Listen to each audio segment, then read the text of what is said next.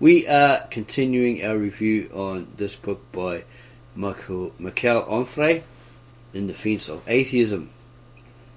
In 1954, Bataille embarked on another project, or a project involving several texts announced 4 years earlier but not yet written, others still in the outline stage, and the internal integrity of the whole in constant flux. A fourth volume was announced, Pure Happiness, and then a fifth, The Unfinished System of Non-Knowledge. None would see the light of day in the form envisioned. These works exist today only as a collection of incidental writings and selections from his notebooks. The unfinished state of this important body of work, the abundance of plans and projects, the obvious equivocations in Bataille's correspondence and architectonics, his fierce insistence that he really did not want to be a philosopher, all this is evidence of an abandoned construction. Above all, he gave up the project, founding a new religion that had inspired his early reading, thinking and writings. Atheology was left an orphan, yet it is a brilliant concept. Gilles Deleuze and Michael Foucault understood concepts as instruments in a toolbox at the disposal of anyone aspiring to philosophical work. That being so, the author, Michael Onfray,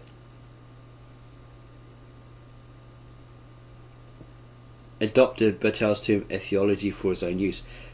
He was not, however, advocating Bataille's version of atheology, especially since it would require a tremendous amount of painstaking research and would likely yield only unsatisfying results. So the author proposed the concept of atheology as a countercurrent to theology, a channel to carry us past discourse on God and flow upstream to the source, where we may examine the mechanisms of theology up close. On a world stage saturated with monotheism, asked us what about polytheism. Okay, we'd ask what about polytheism. Anyway, on a world stage saturated with monotheism, it is high time to expose the backside of the theological scenery. This is an opportunity for philosophical deconstruction.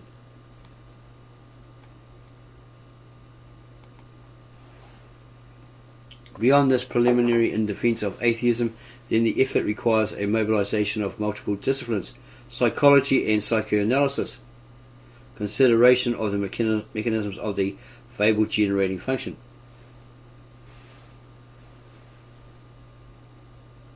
metaphysics, plotting the genealogy of transcendence, archaeology, giving a voice to the substrata beneath the surface geography of religions, paleography, establishing archival texts, history, of course, acquainting ourselves with the epistemologies and their development in the areas where religions were born, comparative psychology, establishing fundamental principles of thinking, learning and behaviour in various time periods and widely separated regions, mythology, research into the details of poetic rationality, hermeneutics, linguistics, languages, stressing local idiom, atheistics, aesthetics, tracing iconic propagation of beliefs, and then of course philosophy. For philosophy seems best fitted to preside over the organisation of all these disciplines, and it states a physics of metaphysics, a true theory of man's inherent nature, immanence, a materialist ontology. Part 1. A theology. 1. Odyssey of the Three Thinkers. God is still breathing. Is he dead or not? The question is still undecided. However, such glad tidings would surely have generated cosmic events which haven't yet transpired. Instead of the fertile field such a death would have opened up, we seem confronted today by nihilism, the cult of nothingness, the passion for non-being, a morbid relish for the twilight of waning civilizations, a fascination with the abyss and with bottomless pits where we lose our souls, our bodies, our identity, our being and all interest in anything whatsoever, a lugubrious picture, a depressing apocalypse. God's death was an ontological gimmick, a conjurer's trick. It was consubstantial with a 20th century that saw death everywhere, the death of art, of philosophy, of metaphysics, of the novel, of music, of politics. So let's announce the death of all these fictional deaths, tongue-in-cheek obituaries that once served certain thinkers, before they turned their metaphysical coats as a dramatic setting for the paradoxes they uncovered. The death of philosophy engendered works of philosophy, the death of the novel generated novels, the death of art produced works of art, etc. As for God's death, it has released an outpouring of the sacred, the divine, the religious. Today we swim in these purgative waters. Clearly, the announcement of God's death was as world-shaking as it was false. Trumpets blaring, news bellowed from the rooftops, drums thundering in an orgy of premature rejoicing. Our era staggers under the weight of revelations solemnly hailed as the authorized utterances of new oracles. Abundance holds sway to the detriment of quality and truth. Never have so many false tidings been celebrated as so many revealed truths. For God's death to be certified, irrefutable facts, clues, and courtroom exhibits should have been produced, yet none has emerged. Who has seen the corpse? Apart from Nietzsche, and even then, like that of the corpus delicti in Ionesco's Rhinoceros, we should have felt its presence, its dominion. It would have been all-pervading, defiling, malodorous. It would have fallen apart little by little, day by day, and we would have witnessed a process of real decomposition, in the philosophical as well as the physical sense of the term. Instead of which God, invisible while alive, has remained invisible even when dead. And we are still without proof of his death. But who could furnish it? What new lunatic for this impossible task? For Pace, Nietzsche and Heine, God is neither dead nor dying, because he is not mortal. A fiction does not die, an illusion never passes away, a fairy tale does not refute itself. Neither hippogriff nor centaur is bound by the laws governing mammals. A wildebeest or a horse, yes. An animal from the mythological bestiary, no. And God too, listed somewhere between gnome and golem, is of that mythological bestiary, like the thousands of other creatures enumerated in dictionaries with numberless entries. The oppressed creatures sigh. Oh my gosh, you twat.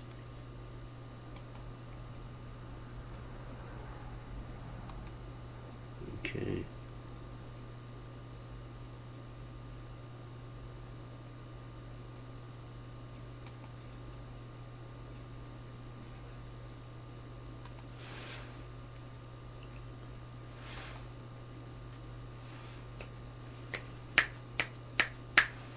Take 5. We are back and we're continuing our review on Michael Onfray's book in defense of atheism. In 1954, Bataille embarked on a project involving several texts announced 4 years earlier but not yet written, others still in the outline stage, and the eternal integrity of the whole in constant flux. A 4th volume was announced, Pure Happiness, and then a 5th, The Unfinished System of Non-Knowledge. None would see the light of day in the form envisioned. These works exist today only as a collection of incidental writings and selections from his notebooks. The unfinished state of this important body of work, the abundance of plans and projects, the obvious equivocations in Bataille's correspondence on architectonics, his fierce insistence that he really did not want to be a philosopher, all this is evidence of an abandoned construction. Above all, he gave up the project, founding a new religion that had inspired his early reading, thinking and writings. Atheology was left an orphan, yet it is a brilliant concept. Gilles Deleuze and Michael Foucault understood concepts as instruments in a toolbox at the disposal of anyone aspiring to philosophical work. That being so, the author was decided to adopt Bataille's term atheology for his own use. But he was not, however, advocating Bataille's version of atheology, especially since it would require a tremendous amount of painstaking research and would likely yield only satisfying results. He then proposed the concept of atheology as a countercurrent to theology, a channel to carry all past discourse on God and flow upstream to the source, where we may examine the mechanisms of theology up close. On a world stage saturated with monotheism, what about polytheism? It is high time to expose the backside of the theological scenery. This is an opportunity for philosophical deconstruction, possibly of theology. Beyond this preliminary in defense of atheism, then the effort requires a mobilization of multiple disciplines: psychology and psychoanalysis, consideration of the mechanisms of the fable generating function, metaphysics, plotting the genealogy of transcendence, archaeology, giving a voice to the substrata beneath the surface geography of religions, paleography, establishing archival text, history, of course, acquainting ourselves with the epistemologies and development in the areas where religions were born, comparative psychology, establishing fundamental principles of thinking, learning and behaviour in various time periods and widely separated regions, mythology, research into the details of poetic rationality, hermeneutics, linguistics, languages, stressing local idiom, aesthetics, tracing the iconic propagation of beliefs, and then of course philosophy, for philosophy seems best fitted to preside over the organisation of all these disciplines, and the stakes, a physics of metaphysics, a true theory of man's inherent nature, immanence, a materialistic ontology. So he's basically using all these man-constructed ologies, which could be helpful and enlightening through them, It could help one to better understand the human mind, how we think, why we think, and so forth. Part 1, Atheology. Odyssey of the Freethinkers. He goes on about God, asking is he still breathing, is he dead or not, etc.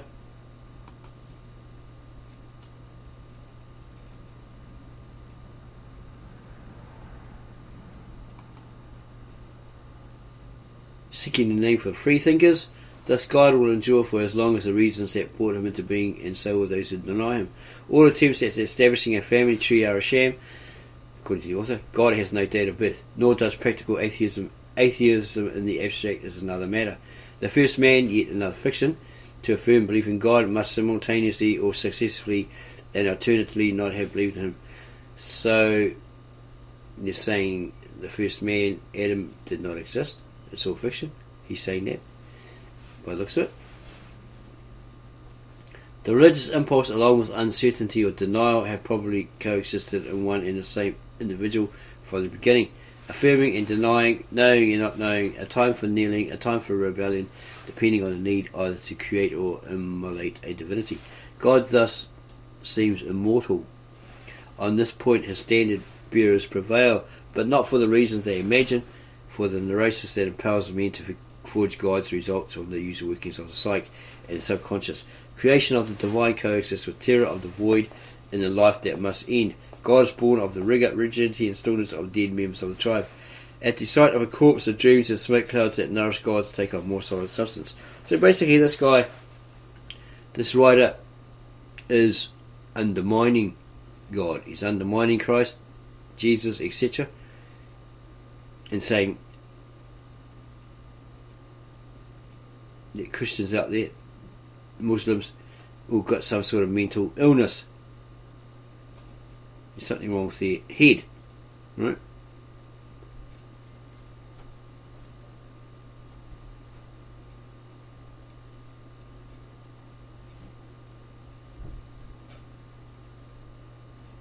That they got this impaired mind, prone to imaginings and fantasies.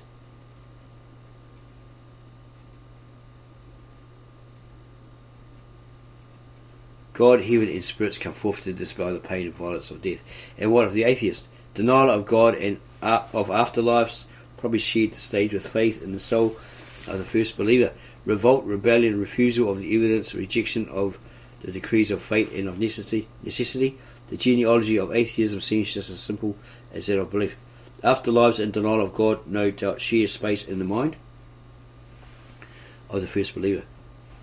Even as he rejected the evidence and refused to accept the dictates of fate and necessity, the seed of doubt was sprouting and rebellion was brewing. The development of atheism was simultaneous with that of belief. Satan, Lucifer, the light bearer, that emblematic philosopher of the Enlightenment, the one who says no and refuses to submit to God's law, was created in the same gestational period as God. The devil and God were opposite sides of the same coin, like atheism and theism. But there he could be wrong. If, according to Jewish rabbis, one in particular with a French accent, this devil wasn't actually a evil being that rebelled against God and was cast out and all sort of stuff. He was actually God's helper. Okay. And he compared the devil, because how can an angel that was created to do God's bidding suddenly turn on him and rebel and become evil, etc.? Impossible, according to this rabbi. Because nothing God creates can then suddenly turn around, angelic wise, turn around and do the opposite. If he was created for one sole purpose, and that was to do God's bidding, to worship God, praise God, whatever, right? He compared it to Wilkerson, Wonka's assistant in the original Willy Wonka and the Chocolate Factory with Gene Wilder, who went amongst the people and any children that found a golden ticket. He'd whisper in the ear and say, you want your supply of chocolate and more, etc., etc. When you go for the tour, look out for a everlasting gobstopper, steal one for me and give it to me, and then your dreams will come true. Give all that chocolate, yeah, and extra, probably money, all that sort of stuff, whatever. Okay, he whispered in the ear. Yeah. So this French rabbi has compared it to that, okay? Because at the end, Charlie, he's honest enough to give back to everlasting gobstopper, was praised by Willy Wonka because he was the only one out of all of those children that were honest. Yeah, okay, he drank the soda pop, they floated up to the top, touched the ceiling, made it dirty, etc., etc. Then Grandpa bellows at him, how could you do that to a little boy? Crush his dreams, etc., etc., like that. And Wonka turned around with that Gene Wilder smile and said, you've done it, me boy, you've done it. You know? You've got it all. And he tells him he wanted somebody he could trust to inherit, take over the chocolate factory and look after the Oompa Loompas. So that's basically a comparison by this particular French accented rabbi.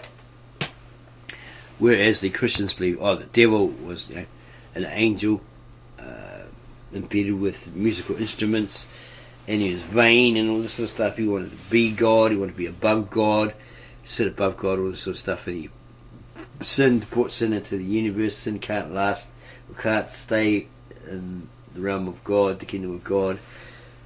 It can't be around him, all that sort of stuff. So him and his angels that he convinced,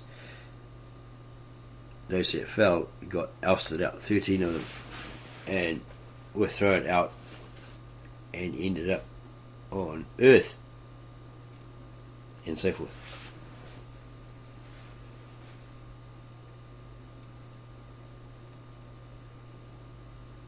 And this author goes on about the atheists. And what of the atheists? Denial of God and of afterlives probably shared the stage with faith in the soul of the first believer. Revolt, rebellion, refusal of the evidence, rejection of the decrees of fate and of necessity. The genealogy of atheism seemed just as simple as that of belief. Afterlives and denial of God no doubt shared space in the mind of the first believer, even as he rejected the evidence and refused to accept the dictates of fate and necessity. The seeds of doubt were sprouting and rebellion was brewing. The development of atheism was simultaneous with that of belief. Satan, Lucifer, the light bearer, the emblematic philosopher of the Enlightenment, the one who says no and refuses to submit to God's laws or law, was created in the same gestational period as God. God actually created him according to the scriptures. God was uncreated, the uncreated creator. The devil and God were opposite sides of the same coin, like atheism and theism here. One was negative, one was positive, one was negative, one was righteous, holy, pure, and the other was wicked, unrighteous, and evil. Atheism rejects the existence of God as a fiction devised by men desperate to keep on living in spite of the inevitability of death, something you can't avoid. The word atheist entered the French and English languages in the 16th century. Thus, the word itself and the position it came to stand for arrived later in the West, or late in the West. Apparently, atheism was a label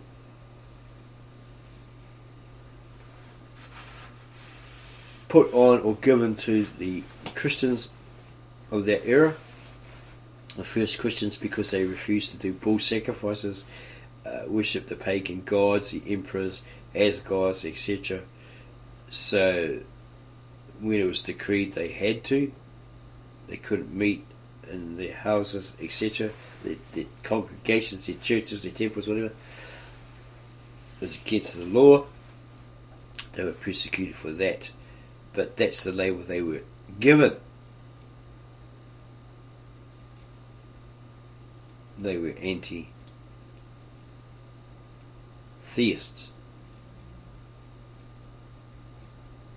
basically. Atheism rejects the existence of God as a fiction devised by men desperate to keep on living in spite of the inevitability of death. The word atheist entered the French and English languages in the 16th century. Did it? Okay, yeah, probably did. Check the etymology. Thus, the word itself and the position it came to stand for arrived late in the West. But the idea of godlessness is old. The Bible alludes to atheists. Psalm 10:4, Psalms 10:13, and Jeremiah 5:12 speak of the wicked who will not seek after God, who despise God, who belie the Lord. They deny that He is who He is. The Greek term atheos dates from the 7th century BCE, before the Christian era, was later incorporated into Latin, and thus was in use throughout Greek and Roman antiquity. It was an expression of severe censure and moral condemnation. Sometimes, indeed often, wrong belief was equated with unbelief. The accusation of atheists could be levelled not only at the man who did not believe in God, but at the man who did not worship the dominant deities of the moment, the local socially prescribed forms of divinity. And that's what we're talking about, why there was the decree. It was pushed by certain senators, people in power, who didn't like the idea that these first Christians weren't doing the sacrifices, worship, etc. that these Romans were doing. So they kept pushing and pushing and pushing the particular Caesar at the time until he relented and said, yeah, okay, because at first he said there's nothing wrong with them, they're not a problem, you know, they're doing their own thing, they're not a problem, but this person kept pushing until it was decreed, and they were rounded up and persecuted, etc. The Greek term atheos dates from the 7th century BCE, was later incorporated into Latin, and thus was in use throughout Greek and Roman antiquity. It was an expression of severe censure and moral condemnation. Sometimes, indeed often, wrong belief was equated with unbelief. The accusation of atheists could be levelled not only at the man who did not believe in God, but at the man who did not worship the dominant deities of the moment, the local socially prescribed forms of divinity. Even a person deeply committed to a god, if it was a foreign, unorthodox god, might find himself condemned as an atheist. The word described not the individual who emptied heaven of its inhabitants, but one who peopled it with his own fabrications. Throughout history, the authorities of a particular time and place have pledged allegiance to God or gods in the interest of consolidating their power. Atheism has served politically to thrust aside, label or castigate individuals who believe differently. So there it's meaning that anyone that believed different from the atheists, or those who didn't believe in God, etc., were separated or thrown aside or punished. God himself is invisible, inaccessible, and therefore silent about what he can be made to say or endorse. But he makes no objection when people claim to be vested by him with the right to speak, ordain and act for better or worse in his name. God's silence enables his ministers to exploit and abuse that title. Yeah, because apparently God doesn't talk to anyone anymore. Right? Like he used to. Whoever does not believe in their God, and therefore in them, automatically becomes an atheist. Okay, if you're not listening to their dictates, you don't believe it, what they tell you, they'll deem you wicked, evil, satanic, demonic, or an atheist. The worst of men, immoral, loathsome, unclean, the incarnation of evil, someone to be locked up on sight or tortured or put to death. It is dangerous in such circumstances to proclaim oneself an atheist, but others say it, and always from the deprecatory standpoint of an authority bent on condemnation. If Islam became the all-powerful and enforced their Sharia law, etc., on all the world, they became this unbeatable force, religious power, through help of different factions, we'd say, then they wouldn't care if you said, oh, I don't believe in Christ, I don't believe in that Christian junk, I'm an atheist. We're going to chop your head off because you don't believe in any religion. You don't believe in Allah or a God, our God. So, yep, off goes your head. They won't give us stuff, right? If you suddenly decide, oh geez, I better convert to a Muslim, Islam, and praise Allah, etc., etc., well, you've done it to stay alive, right? And probably pretending, going along with it, playing the role. It is dangerous in such circumstances to proclaim oneself an atheist, but others say it, and always from the deprecatory standpoint of an authority bent on condemnation. The word's very structure makes this clear. Atheist, atheist, an exclusionary prefix implying a negative, a lack, a void, an antagonistic sense. So that a-theist really would mean anti-theist, anti-theism, anti-theology. We possess no positive term. These atheists, they possess no positive term to describe the man who does not worship phantoms of the imagination. All we have is this linguistic construction suggestive of amputation. So we have a-theist, but also miscreant, a-agnostic, but not a tuar, a Jew. It's future goodbye, isn't it? Unbeliever, religious, or incredulous, religious, and so forth. All the words that flow from them, irreligion, unbelief, impiety, etc. Nothing that conveys a solar, affirmative, positive, free, and healthy aspects of the individual, standing beyond magical thinking and fables. Atheism is thus the product of a verbal creation by the manufacturers of gods. Atheism is thus the product of a verbal creation by the manufacturers of gods.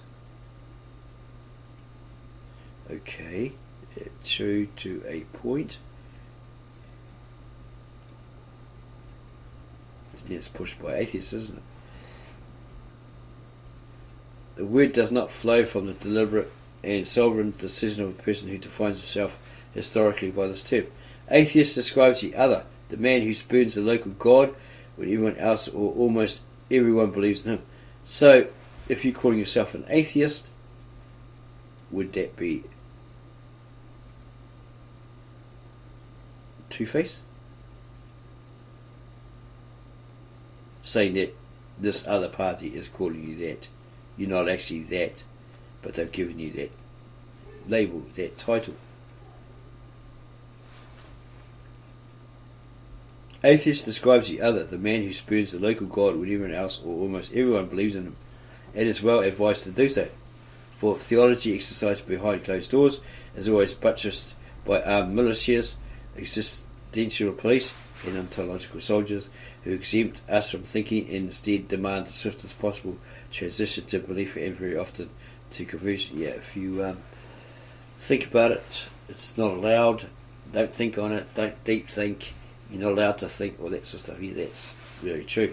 These churches, these denominations often push that. They don't say directly, don't think, right? They're sort of subtle. It's like, you're going too deep. You're thinking too much. Matter out. We are of God. You are supping the milk. We are at the adult stage where we're eating the meat. All this sort of stuff. If it proves to be a lie, believe it anyway. Stuff like that.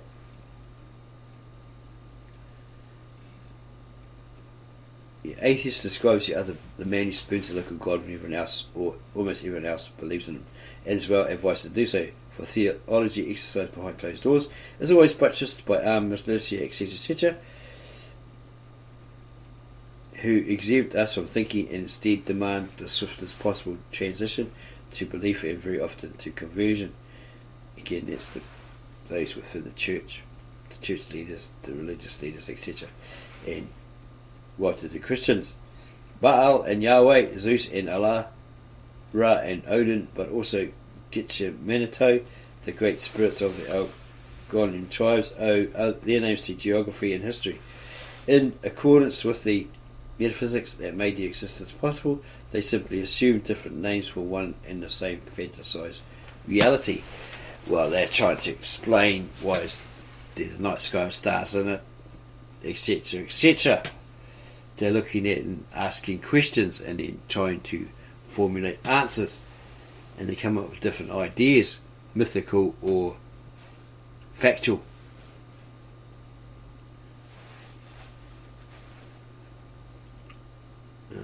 They simply assume different names for one and the same fantasized reality. So this author is saying that all is fantasy. Yet none of them is truer than another. They all live in a pantheon of fictitious revelers, where Ulysses and Zarathustra, Dionysus and Don Quixote, Tristan and Lancelot of the Lake, so many magical figures, just like the fox of the Dogon or the lower of voodoo, sit down to feast together. The fruits of anti-philosophy, lacking the perfect word to express the inexpressible, to name the unnameable, the madman with the audacity not to believe in God, we must therefore make do with atheists. There are of course roundabout ways of referring to non-believers without using the word atheism or atheist, but it was Christians who invented such circumlocutions, introducing them to the intellectual marketplace with the same disparaging intent. After Pascal's death, we've got his book and we found him really boring. A memorial he had written was discovered sewn into the lining of his coat. It spoke of the God of Abraham, God of Isaac, God of Jacob, not of the philosophers and scholars. In that context, Pascal used the word philosophers to mean deists. Terms then used in place of non-believer included freethinker and libertine, not in the sense of one leading a dissolute life, but rather in the sense of one who doubts or denies religious dogma. Today, Belgian authors have coined the phrase partisans of free examination. Anti-philosophy, that 18th century school of thought located on the dark side of the Enlightenment medal, is a current we wrongly neglect, but one on which we should train in the light of current experience, for it demonstrates how far the Christian community will go in deploying means, including the most morally indefensible, to discredit the thinking of independent temperaments not blessed with belief in its fables. Instead, anti-philosophy fights with unthinkable violence against freedom of thought and against all thinking that deviates from the path of Christian dogma. Witness, for example, the work of Father Francois Garasse, the Jesuit who invented modern propaganda in the 17th century. His curious doctrine of the beau esprit, figures rightly or wrongly celebrated for their wit and learning of our times, or those who claim to be such, 1623, is an overstuffed volume of more than 1,000 pages. In it he heaps abuse on the lives of independent philosophers, depicting them as debauchees, sodomites, drunkards, fornicators, gluttons, pedophiles, poor Pierre Charon, Montaigue's friend. So he comes up with all these assumptions, right, these presumptions, etc. Lies. And other satanic labels in order to dissuade people from looking into their progressive works. The next year, that same Jesuit propaganda minister published a justification for his book against the atheists and libertines of our times. In it, Grass adds another layer along the same lines, equally full of lies, calumny, villainy, and ad hominem attacks. Love of one's neighbours knows no limits. Grass used character assassination to undermine the influence of freethinkers. His tactics were not new. In the 4th century BCE, Epicurus was vilified by bigots and by the great and powerful. Today, the same tactics are still being used against any philosopher who, often without rejecting Christianity, does not think the Bible represents the ultimate truth, God's word, wholly inspired and infallible. Certain philosophers attacked by Grass have yet to recover. They languish in obscurity. Some have undeserved reputations as immoralists and social outcasts, and those labels also stick to their works. For centuries, atheists thought it was not presented in a fair light, and atheists were prevented from making their mark on the world. In philosophy, the term libertine still carries derogatory and polemical implications, and libertine works encounter closed minds.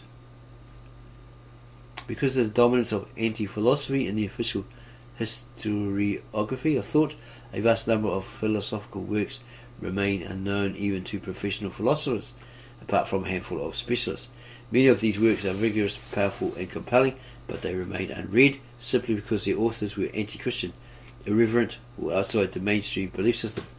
Who, for example, in the case of the Century of France's Sun King, has read Pierre Gassendi, or La Mothe le Veille, or Cyrano de Bergerac, the philosopher, not the fictional character? So few, yet an understanding of Pascal, Descartes, Malebranche, and other practitioners of the official philosophy is inconceivable without some familiarity with these philosophers who strive for the autonomy of philosophy in relation to theology, to the Judeo-Christian religion as it happens. And he goes on about theology and its fetishes. This dearth of positive terms to describe atheism and the refusal to consider possible substitutions goes hand in hand with the wealth of the vocabulary surrounding believers. There is not a single variation on this theme lacking its descriptive epithet.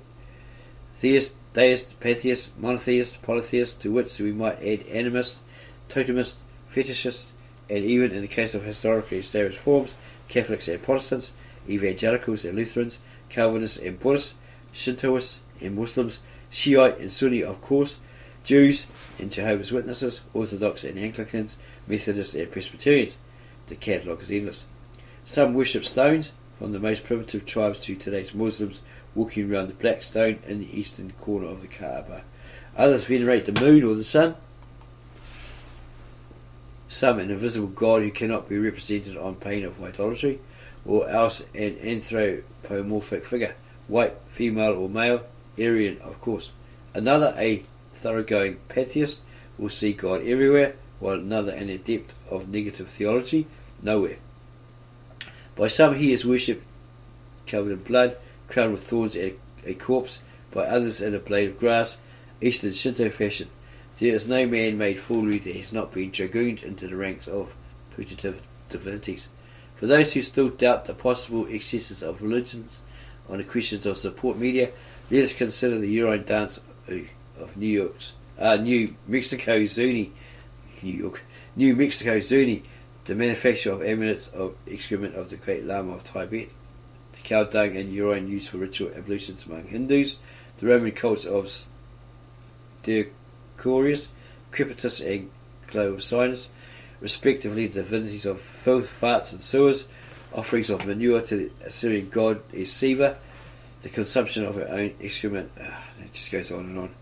Ezekiel's divinely ordained recipe for the use of human matter to cook food, and so many other impenetrable pathways or singular means of maintaining a relationship with the divine and the holy.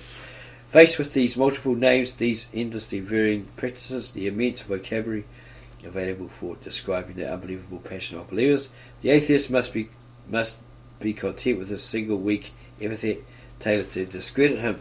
Those who worship anything and nothing, the very ones who, in the name of their fetishes, justify intolerant violence and unending war against the godless, are thus the ones who reduce the free thinker to the etymological condition of an incomplete being, truncated, fragmented, mutilated, an entity without God and therefore without real existence.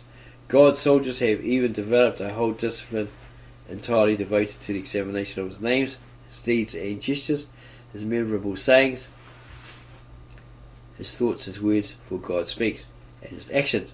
It is a discipline of discourse on God, the province of loyal and salaried thinkers. It's loyal on those who are paid. Thinkers, or paid shills. Thinkers, his professionals, his lawyers, his spear carriers, his contract killers, his dialecticians, his rhetoricians, how do you say that? His rhetoricians, his philosophers, yes, even those, his henchmen, his servants, his representatives on earth and the institutions, his ideas, his dictates, and other nonsense, in other words, theology, the discipline of discourse on God. The rare moments in Western history where Christianity has been manhandled, 1793 for example, yielded a few new philosophical activities and therefore a handful of new terms, which were quickly consigned to oblivion. They perished. Admittedly, people still speak of de-Christianization, but they do so only as historians to identify that phase of the French Revolution in which citizens turned churches into hospitals, schools, orphanages, when revolutionaries replaced roof crosses with tricolour flags and crucifixes of dead wood with living healthy trees.